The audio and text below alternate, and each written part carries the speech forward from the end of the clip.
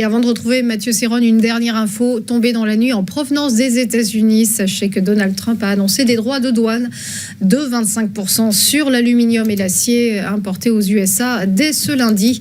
Une mesure qui s'appliquera à tous les pays, mais qui, dans les faits, devrait plus particulièrement cibler le Canada. La Bourse de Paris vient donc tout juste d'ouvrir sa séance en très légère hausse, plus 0,15%. Et comme tous les lundis, vous le voyez, on retrouve Mathieu Serron pour Chronocac. Bonjour Mathieu.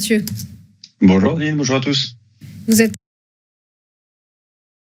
trading. Coup d'arrêt donc pour la côte parisienne vendredi qui aura éphémèrement évolué au-dessus des 8000 points, mais qui a été miné par les résultats décevants de L'Oréal vendredi. Alors vraisemblablement, c'est une petite pause technique pour le CAC. Oui, c'est rien de bien méchant ce qui s'est passé vendredi, dans la mesure où on reste tout de même sur 5 séances de hausse consécutives, aussi bien sur le CAC que sur le DAX. Donc il faut remonter à fin 2023 pour trouver pareille performance sur l'indice français. Une semaine dernière qui a été assez chaotique, on en parlait lundi matin avec les mesures douanières prises durant le week-end qui avait agité le début de semaine, les résultats d'entreprise. Alors des résultats d'entreprise qui sont globalement de bonne facture. Aux États-Unis, 62% des entreprises du SP500 ont publié leurs résultats donc du 4e trimestre et 77% d'entre elles ont dépassé les attentes. La moyenne historique sur les 10 dernières années est autour de 75%. Donc on voit que le consensus est battu. De bonnes factures également en Europe. Alors hormis L'Oréal et quelques situations comme celle-ci, globalement, les résultats sont bons. 25% des entreprises du stock 600 ont publié et pour 58% d'entre elles, elles ont dépassé le consensus. Là, la moyenne historique se situe autour des 52%. Donc, des marchés qui sont portés par les bonnes publications de résultats des entreprises. Les valeurs bancaires sont particulièrement à l'honneur dans cette phase-là. On l'a vu la semaine dernière avec BNP qui annonçait un bénéfice net record. Le cours de bourse s'est envolé, réalisant par la même occasion un nouveau plus haut historique.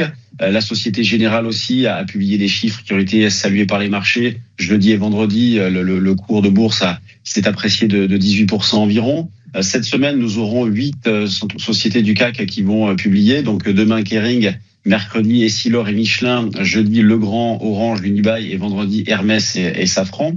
En ce qui concerne la tendance, il n'y a pas tellement de sujets, elle est haussière. Il faut essayer d'accompagner cette hausse en achetant, avec toujours, moi je reste quand même toujours assez méfiant dans la mesure où on attend toujours des mesures douanières à l'encontre de l'Europe, en provenance des États-Unis à l'encontre de l'Europe. Alors c'est vrai que ce qui a été annoncé ce week-end, nous concerne, mais peut-être moins que le Canada, comme vous le disiez.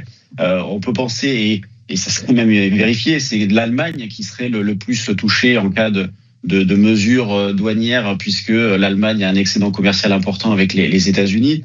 Donc on intervient à l'achat dans un marché avec un petit peu une épée de Damoclès au-dessus de la tête, ce qui n'est pas forcément toujours très agréable. Mais dans ce contexte-là, moi je continue d'acheter. Sur le CAC, je suis placé, donc sur le futur, je suis placé pour ce début de séance plutôt autour des 7950, 7960. Là, on est autour des 8000 points, donc il y a un petit peu de marge. Mais je continue ce travail d'accumulation d'écart à l'achat, considérant que tant que nous évoluons au-dessus des 7650, 7700 points, les probabilités de poursuivre à la hausse restent supérieures, avec en ligne de mire les plus hauts historiques sur le CAC, donc au-dessus des 8000. La zone suivante se situe autour des 8300, 8350.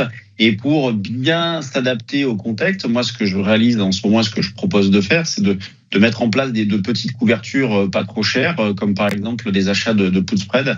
J'achète un put relativement proche et j'en vends un éloigné pour le financer, ce qui me permet à un moment donné, en cas de repli marqué, d'avoir un amortisseur. Vous voyez, je continue de travailler à l'achat, mais je me protège aussi, considérant qu'on n'est pas à l'abri à un moment donné d'avoir des trous d'air. Pour l'instant, on a juste eu des petites secousses d'IPSIC il y a 2 semaines, les mesures douanières lundi dernier, mais à un moment donné, peut-être que les marchés finiront par retracer davantage. Pour l'instant, on n'en est pas là. Les niveaux d'alerte sont parfaitement identifiés, donc pour l'instant, les signaux sont au vert, il faut continuer à acheter.